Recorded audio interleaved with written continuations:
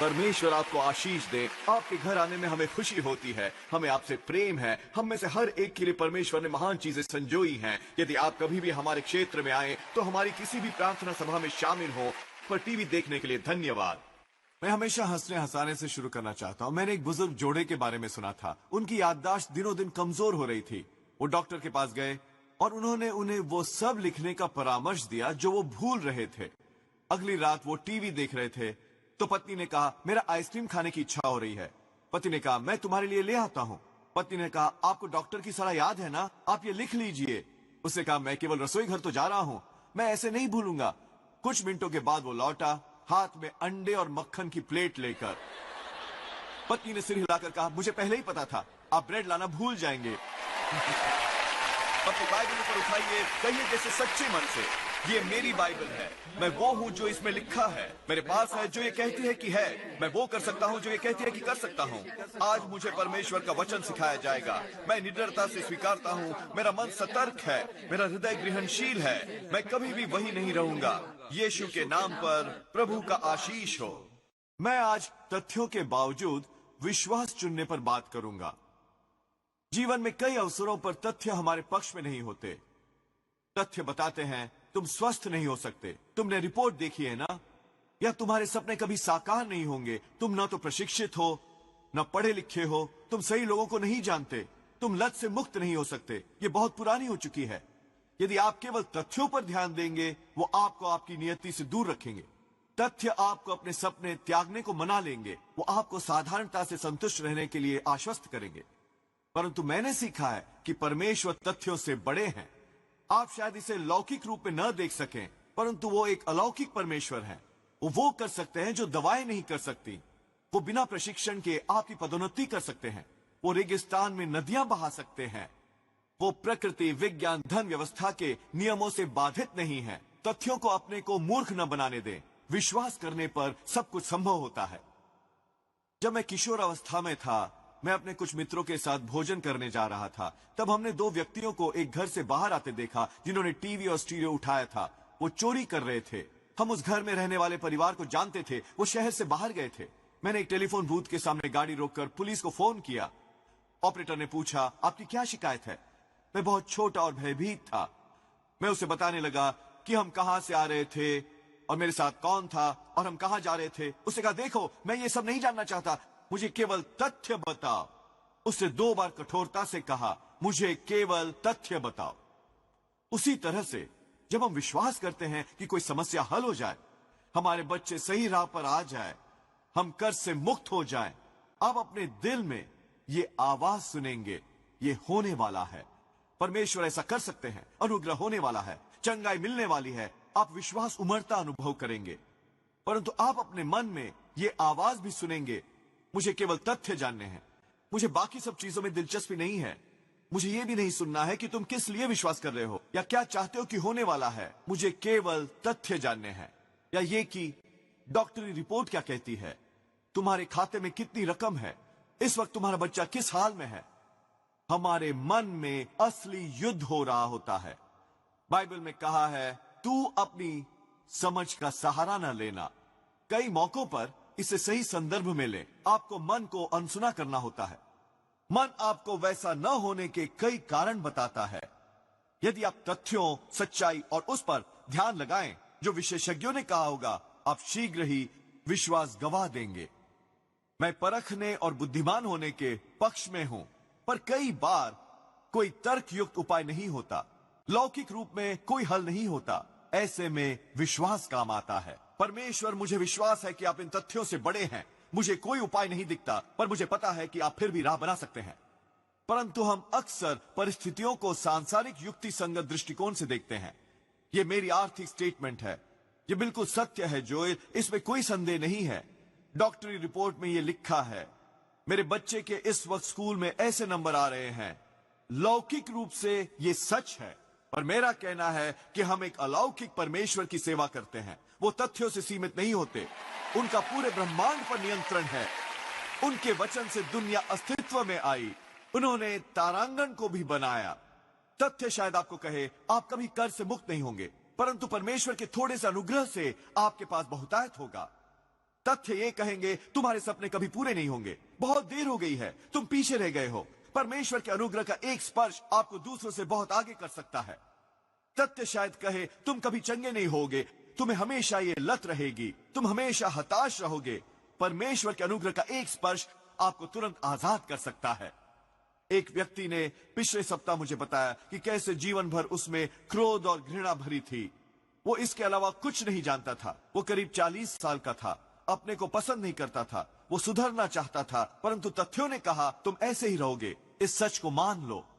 परंतु 2 महीने पहले उसे संयोगवश हमारा प्रोग्राम देखने को मिला। उसे बिल्कुल आत्मिक ज्ञान नहीं था, परंतु जो उसने सुना उसके अंदर कुछ जीवित होने लगा। उसने कहा जोएल, जब मैंने प्रोग्राम के अंत में वो प्रार्थना की, ऐसा हुआ मानो मैं बिल्कुल भिन्न व्यक्ति बन गया। मुझे क्रोध और घृणा से तुरंत मुक्ति मिल गई। परमेश्वर के अनुग्रह का स्पर्श तथ्यों को निरस्त कर देता है। परमेश्वर उसे निरस्त कर सकते हैं जो मेडिकल रिपोर्ट कहे, उसे जो लोगों के अनुसार आप नहीं कर सकते, वो उसे निरस्त कर सकते हैं जिसे आप अपनी कमी समझते हैं। तथ्यों को अपनी नियति से दूर न रखने दें। विश्वास चुनें, विश्वास करने का साहस करें। परमेश्वर ने आपको पृथ्वी पर इसलिए नहीं भेजा कि आप औसत बने, आप में लते हों, आप पराजित हों, गुजारा न कर सकें, बल्कि इसलिए कि आप विजयी हों, स्वतंत्र हों, इस पीढ़ी पर स्मरणीय प्रभाव छोड़ें। तथ्य शायद कुछ और कहें, पर इसे अपने को बनाने न दें। परमेश्वर तथ्यों से सीमित नहीं होते। विश्वास करने पर आप ब्रह्मांड की सबसे शक्तिशाली ताकत का उपयोग करेंगे। जब विक्टोरिया और मैं नवविवाहित थे, एक रात हम जा रहे थे एक सुंदर इलाके से। वहां एक सुंदर 2 मंजिला घर था जो लगभग तैयार था और हम उसे देखने के लिए करीब गए। उसकी बड़ी खिड़कियां थी, ऊंची सीलिंग थी, बड़े बड़े कमरे थे, वो बहुत सुंदर था। विक्टोरिया ने कहा जोएल, किसी दिन हम ऐसे घर में रहेंगे। ये ऐसा कहने जैसा था, जोएल एक दिन हम चांद पर जाएंगे। उस पर विश्वास करना कठिन था। मैंने कहा विक्टोरिया, मैं गिरजे के लिए काम करता हूं, मेरे पास कभी ऐसा घर लेने के लिए पैसे नहीं होंगे। एक महान विश्वासी होने पर भी मैं उसे समझाने की बहुत कोशिश करने लगा। उसे वो संभव न होने के कई कारण बताए। वो टस से मस न हुई। उसने बात एक कान से सुन दूसरे से निकाल दी। उसने कहा नहीं जोएल, मुझे अपनी आत्मा में अनुभव होता है कि एक दिन ये संभव होगा। 2 सालों बाद हमने अप्रत्याशित जायदाद बेची। परमेश्वर ने हमें हमारी कल्पना से अधिक आशीष दी और हम वैसा घर खरीद सके जो बिल्कुल उस घर जैसा था। अंतर यह था कि मैंने तथ्यों पर ध्यान दिया था। मुझे पता था हमारी आमदनी कितनी थी, हम कितना बचाते थे, बच्चों की पढ़ाई पर कितना खर्चा होना था, महंगाई कितनी थी। मेरे पास हिसाब किताब था, बही खाते थे, आर्थिक जानकारी थी। सारे तथ्य यही कहते थे कि ऐसा मेरे जीवन में नहीं होना था। वैसे विक्टोरिया के पास वही तथ्य थे, वही जानकारी थी, परंतु तथ्यों को अपने को बहकाने न दिया। उसने उस पर विश्वास करने का चुनाव किया जो परमेश्वर ने उसके दिल में डाला था। उसने तथ्यों से इनकार नहीं किया। वो कल्पनाओं में नहीं जीती थी। वो केवल ये कह रही थी लौकिक रूप में ये संभव नहीं, परंतु परमेश्वर, मुझे पता है आप अलौकिक परमेश्वर हैं। आप सीमित नहीं होते हमारी आमदनी से, हमारी पदवी, हमारी पृष्ठभूमि और हमारी परिस्थितियों से। आप सर्वशक्तिमान हैं। आप हमें वहां ले जाएंगे जहां हमें होना चाहिए। जब आप परमेश्वर से सीमाएं हटाएंगे, वो अपनी भलाई से आपको अचंभित कर देंगे। वो न करो जो मैंने किया था और तथ्यों को परमेश्वर के उत्तम से दूर न करने दें। आपने बहुत समय तक इसके कई कारण सोचे होंगे कि आप क्यों अच्छे घर में नहीं रह सकते, आपके बच्चे क्यों कभी परमेश्वर का सम्मान नहीं करेंगे, आपको उस लत से मुक्ति क्यों नहीं मिलेगी। माना कि तथ्य आपके विरुद्ध हैं, परंतु मेरी बात याद रखें, परमेश्वर आपके पक्ष में है। उनकी शक्ति हर उस चीज से बड़ी है जो आपको आगे बढ़ने नहीं देती। उनका अनुग्रह आपको नए स्तर तक पहुंचा सकता है। उनकी भलाई आपके बच्चों को बदल सकती है। उनकी दया आपको हर लत से मुक्त कर सकती है। उनका प्रेम बहाल करके, पुनर्निर्माण कर आपको नई राह पर लाकर नई शुरुआत दे सकता है। संदेह को झाड़ दें, नकारात्मक आवाजों को झाड़ दें। यदि परमेश्वर आपके पक्ष में हो तो कौन विरुद्ध हो सकता है। उन्होंने आपके मन में वो सपना न डाला होता यदि उनका उसे पूरा करने का इरादा न होता। आपको ये समझने की जरूरत नहीं कि वो कैसे होगा, कागज पर वो शायद काम न करे, परिस्थितियां आपके विरुद्ध हो, तो डरिए मत। वो आपका काम नहीं है, आपका काम विश्वास करना है। परमेश्वर डॉक्टरी रिपोर्ट के अनुसार मैं ठीक नहीं होऊंगा, पर आपने कहा है कि दीर्घायु से आप मुझे संतुष्ट करेंगे। परमेश्वर मेरे बच्चे गलत राह पर हैं, पर आपने कहा है कि मैं और मेरा घराना प्रभु की सेवा करेंगे। तथ्यों के अनुसार मैं कभी कर्ज से मुक्त नहीं होऊंगा, पर आपके अनुसार मैं कर्ज दूंगा, कभी मांगूंगा नहीं। मैं सर हूं, पूंछ नहीं हूं। यदि आप परमेश्वर का उत्तम देखना चाहते हैं, आपको तथ्यों के बावजूद विश्वास को चुनना होगा। तथ्यों ने मेरी मां को बताया कि वो कुछ ही सप्ताह जिएंगी। उन्हें 1981 में कैंसर हुआ था, परंतु मेरी मां ने विश्वास का चुनाव किया और वो आज भी जीवित और स्वस्थ हैं, 81 की उम्र में। तथ्यों ने कहा कि अपने पिता के स्वर्गवास के बाद मैं पादरी नहीं बन सकता। मैंने कभी प्रचार नहीं किया था, मुझे प्रशिक्षण नहीं मिला था, न कोई अनुभव था, पर मैंने तथ्यों के बावजूद विश्वास को चुना और अब तक सब ठीक ठाक रहा है। तथ्यों के अनुसार हमें कभी ये इमारत न मिलनी थी जहां पहले कॉम्पैक्ट सेंटर था और शहर की संपत्ति थी।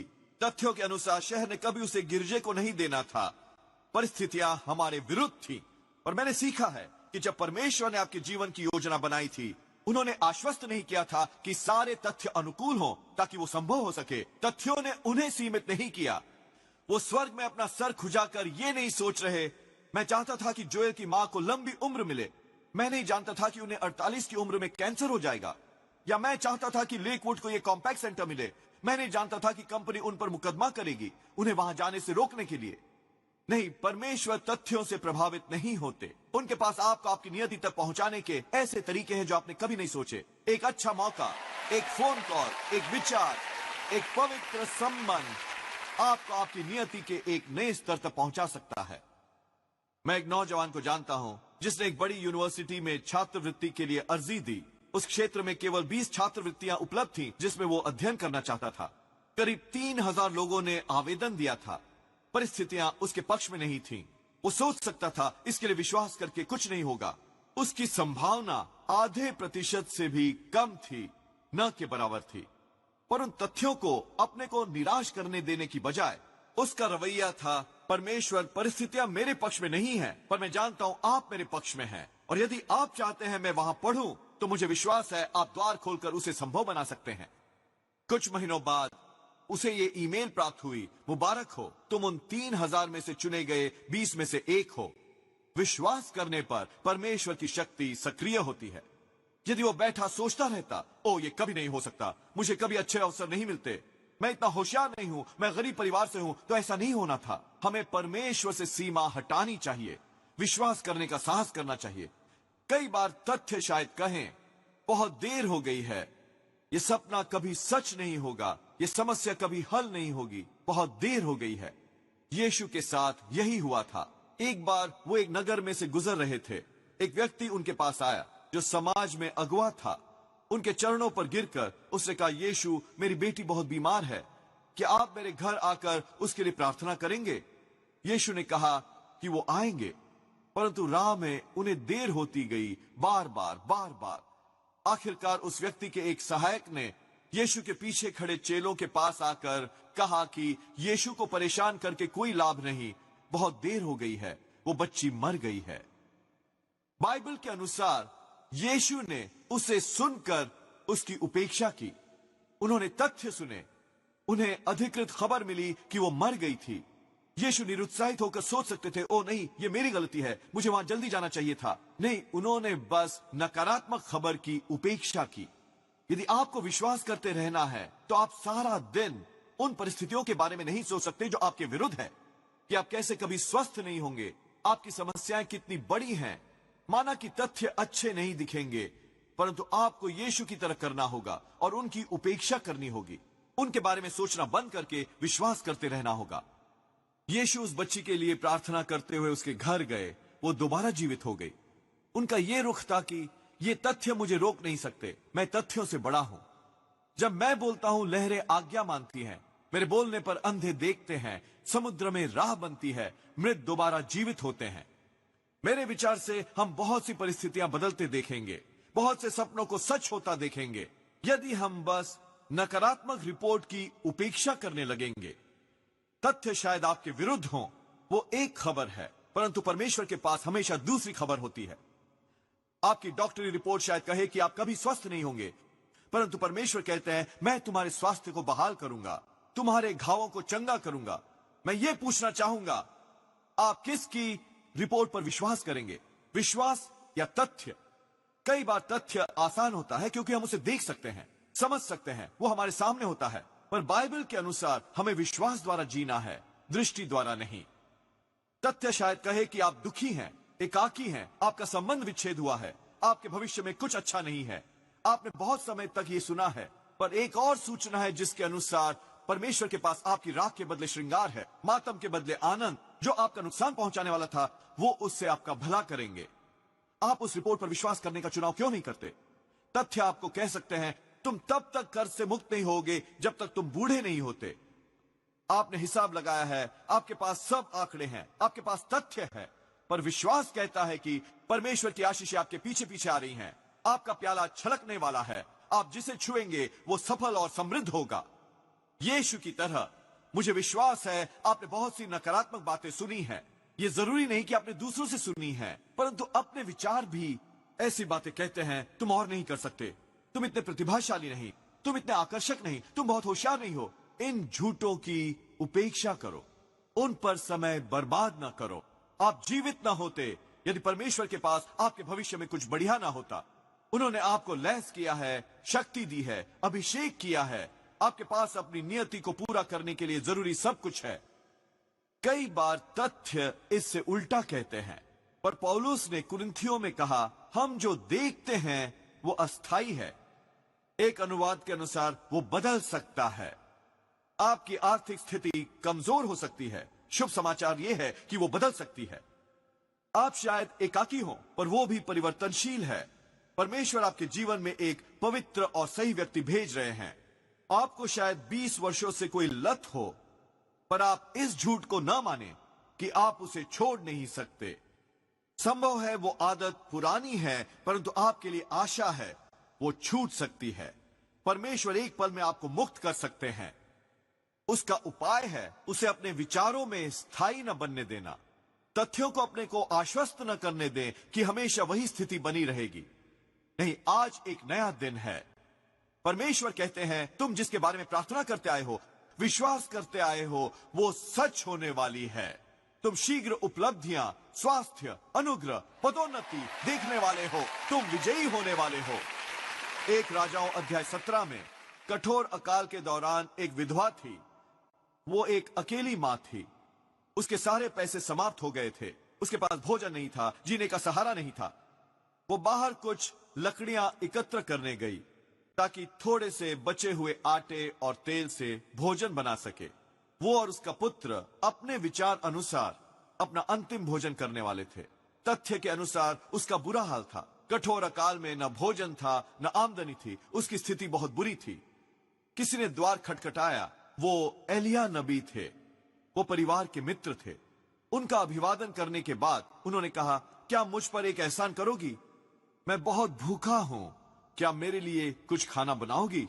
उसने कहा, मुझे बहुत खुशी होती, पर मेरे पास केवल थोड़ा आटा बचा है और थोड़ा तेल।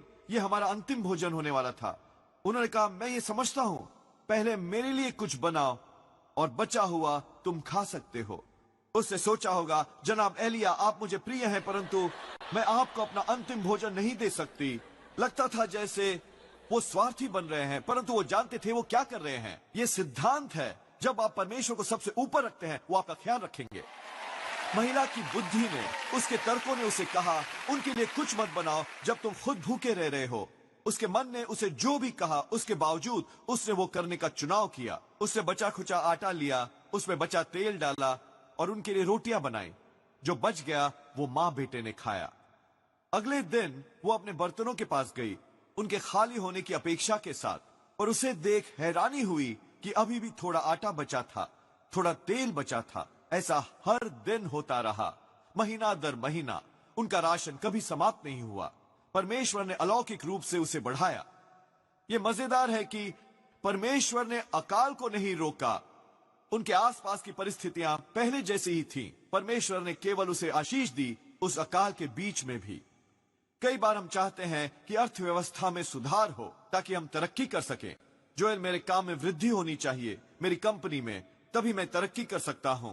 नहीं, परमेश्वर आपको आशीष दे सकते हैं अकाल के दौरान भी। वो आपको आशीष दे सकते हैं चाहे आपके आसपास जो भी हो रहा हो। चलिए मैं इसे व्यावहारिक बनाता हूं। आप एक विसंगति भरी स्थिति में हो सकते हैं। दफ्तर में ऐसे लोग हैं जिन्हें आप पसंद नहीं, जो आपको आगे बढ़ने नहीं देते। तथ्य कहेंगे कि ये बुरा है, उसके साथ जीना सीखें। नहीं, ये परमेश्वर को नहीं रोकता। जब उनका आपकी पदोन्नति करने का समय होगा, नर्क की सारी शक्ति आपको रोक नहीं सकेंगी। घर की बात करें, ऐसी स्थिति जहां माता पिता समर्थन नहीं देते या कोई बच्चा गलत राह पर है, गलत इलाके में है। तथ्य कहते हैं तुम फंस गए हो, मेरी शुभकामनाएं, इसे सहन करो।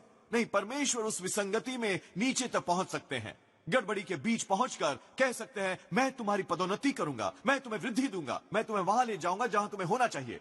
जब उस अकाल के दौरान परमेश्वर आपको आशीष देते हैं, तब आपके आसपास सब जान लेते हैं कि आपके जीवन पर उनका अनुग्रह है। देखिए, परिस्थितियों का सही होना जरूरी नहीं, बस आपको सही होना चाहिए। यदि आप परमेश्वर का सम्मान करेंगे, उन पर से सीमाएं हटाएंगे, वो रेगिस्तान में भी आपको तरक्की देंगे। वो आपको अपनी भलाई का एक उदाहरण बनाएंगे। तथ्य शायद कहे तुम कभी उस वातावरण से नहीं निकलोगे, तुम कभी नहीं निकलोगे उस दलदल से, उन अभावों से जिनसे तुम घिरे हो। तुम साधारणता से घिरे हुए हो। नहीं, परिस्थितियां शायद आपके विरुद्ध हो, पर अति महान परमेश्वर आपके पक्ष में है। उन्हें सारा वातावरण बदलने की जरूरत नहीं है, आपको तैयार होने की जरूरत है। परमेश्वर आपकी परिस्थितियों के बावजूद आपको आशीष देंगे। वो आपको समृद्धि दिलाएंगे अकाल के बीच में ही। कई वर्ष पहले मैं अफ्रीका में केन्या में था। हम एक अनाथाश्रम में गए। उसे चलाने वाला परिवार बहुत बढ़िया था। पिता ने यूनिवर्सिटी में अपना प्रतिष्ठित नौकरी छोड़ी थी ताकि लौटकर अनाथाश्रम आरंभ कर सके। अब उनके और उनके जवान पुत्रों और पुत्रियों के पास 200 एकड़ जमीन है जहां वो 500 बच्चों की देखभाल करते हैं।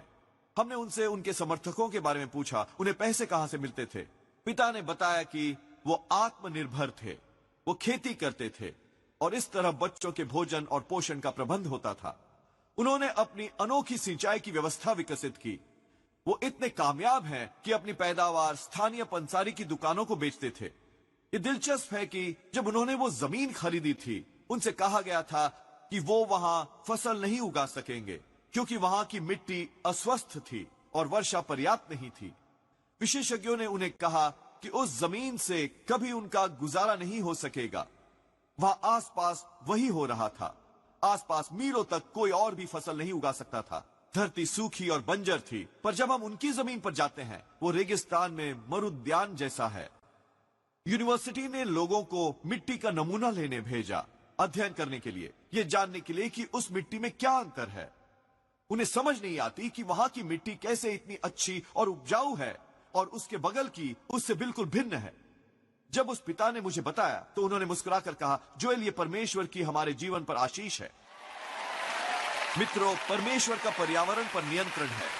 वो उससे सीमित नहीं है जो किसी ने आपसे कहा है, वो उससे सीमित नहीं है जो विशेषज्ञों ने कहा है। वो आदरणीय होते हैं, पर परमेश्वर अंतिम फैसला करते हैं। ये जरूरी नहीं कि सभी तथ्य अनुकूल हो ताकि वो आपको आशीष दे सकें। यह आवश्यक नहीं कि आप सबसे काबिल, सबसे प्रतिभाशाली और शक्तिशाली हों। इन सबसे अधिक महत्वपूर्ण है आपके जीवन पर परमेश्वर की आशीष। आप उन पर से सीमाएं क्यों नहीं हटाते? तथ्यों को अपने दिल से वो न निकालने दें जो परमेश्वर ने डाला है। पुराने नियमों में एक बार इजरायली एक बहुत बड़ी सेना से घिरे हुए थे जिसने उनके राशन को बंद कर दी थी। शत्रु प्रतिज्ञा कर रहा था कि वो भूख से मरे ताकि वो जाकर वहां कब्जा कर लें। एलीशा नबी वहां पहुंचे और उन्होंने इजरायलियों से कहा, कल इस समय तक इतना भोजन होगा कि आप 1 पैसे में 1 ब्रेड खरीद सकेंगे। राजा के सहायक ने कहा, एलीशा, आप क्या कह रहे हैं? यह बिल्कुल असंभव है। उस सहायक की समस्या यह थी कि वो केवल लौकिक में देख रहा था। उसने तथ्यों को जांचना आरंभ किया। हम घिरे हुए हैं, हमारी संख्या कम है, हमारे पास भोजन नहीं है, हम भूखे हैं, हम कमजोर हैं। दूसरे शब्दों में उसने सामान की जांच की, उसने आर्थिक ब्यौरा देखा, उसने रात के समाचार देखे और इस नतीजे पर पहुंचा, यह असंभव है, ऐसा कभी नहीं हो सकता। जब उसने एलीशा को बताया कि उसके विचार से वो असंभव था, एलीशा ने कुछ महत्वपूर्ण किया। उसने उसे यह कहकर टाला नहीं, हम देखेंगे। उन्होंने उस सहायक को देखकर कहा, यह सच होगा, परंतु इसलिए कि तुम्हें संदेह है, तुमने विश्वास नहीं किया, यह तुम्हारे लिए नहीं होगा, तुम इसका कोई अंश न देखोगे। उसी दिन बाद में नगर के द्वार के बाहर 4 कोढ़ी बैठे थे। उन्होंने शत्रु के डेरे की ओर चलना आरंभ किया। परमेश्वर ने ऐसा किया कि लगा मानो बड़ी सेना आ रही थी। शत्रु घबरा गए और अपनी जान बचाकर भागे। वो अपना भोजन और सामान पीछे छोड़ गए। कोढ़ी वापस गए और उन्होंने इजरायलियों को बताया कि शत्रु चला गया था और बहुत सा भोजन छोड़ गया था। अविश्वासी सहायक पर नगर के द्वारों की जिम्मेदारी थी। जब उसने लोगों को बाहर जाने देने के लिए द्वार खोले, लोग इतने उत्साहित थे कि उन्होंने उसे गिरा दिया और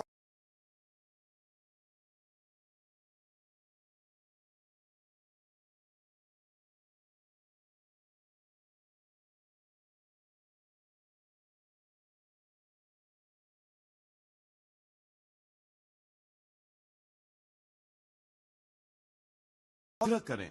परमेश्वर को अपने अविश्वास के कारण न बताएं कि आप क्यों चंगे नहीं हो सकते। ये आपके साथ वैसा होने से रोकेगा। अपने मन की सुनना बंद करें। वो एक अलौकिक परमेश्वर है। वो आपकी परिस्थितियों से सीमित नहीं होते, वो आपके विश्वास से सीमित होते हैं। आज शायद हालात आपके विरुद्ध हों, पर यह न भूलें कि अति महान परमेश्वर आपके पक्ष में है। तथ्य उन्हें नहीं रोकते, अर्थव्यवस्था उन्हें नहीं रोकती, कोई डॉक्टरी रिपोर्ट उन्हें नहीं रोकती।